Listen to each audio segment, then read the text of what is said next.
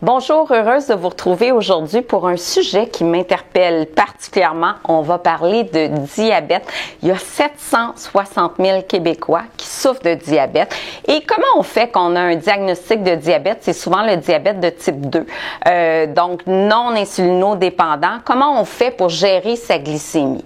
Bien, l'alimentation, c'est vraiment au cœur de l'intervention. C'est sûr qu'il y a de la médication, l'activité physique qui compte aussi, mais bien manger, c'est essentiel quand on a un diagnostic. Et bien manger, ça veut dire quoi? Mes conseils.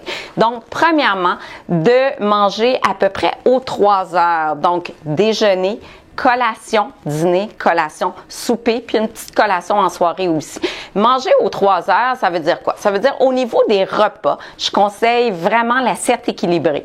Au niveau de l'assiette, la moitié de l'assiette devrait être composée de légumes, le quart de produits céréaliers, à grains entiers de préférence puisqu'on a davantage de fibres et ça va vraiment nous aider à bien réguler la glycémie et le quart de l'assiette en protéines, des protéines maigres, poisson, volaille, des protéines végétales aussi comme les légumineuses. Ça, c'est vraiment intéressant parce qu'on sait qu'une personne diabétique a plus de risques de maladies cardiovasculaires. Donc, il faut contrôler l'apport en gras saturé en optant pour des viandes maigres ou du poisson qui est aussi excellent.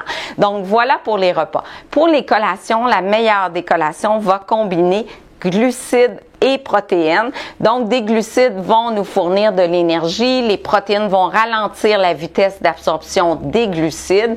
C'est essentiel et essayer d'avoir des fibres aussi au niveau des collations. Exemple, une pomme qui va apporter à peu près 15 grammes de glucides, c'est parfait pour une collation, avec un petit morceau de fromage qui va apporter des protéines et ralentir la vitesse d'absorption des glucides contenus dans la pomme. Ça peut être aussi une petite poignée de noix avec un fruit, ça peut être des crudités avec du humus ou des crudités avec du fromage pour vraiment combiner glucides et protéines.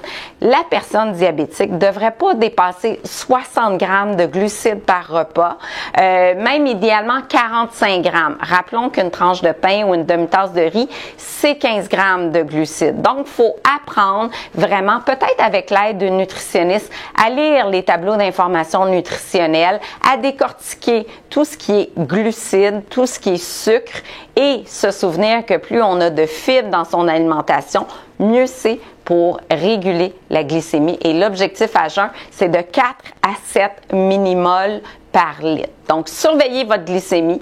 Surveillez également votre hémoglobine glyquée, qui témoigne de la surveillance de la glycémie à long terme. Mangez davantage de protéines végétales, davantage de poissons. Et puis, c'est un mode, moi je dis toujours, l'alimentation de la personne diabétique, c'est l'alimentation idéale. On devrait tous manger comme ça. Donc, 3 repas, 3 collations, beaucoup de fibres, des bonnes protéines et le moins de sucre possible. Donc, le sucre ajouté, tout ce qui est pâtisserie, viennoiserie, boissons sucrées, on tente de les réduire au minimum.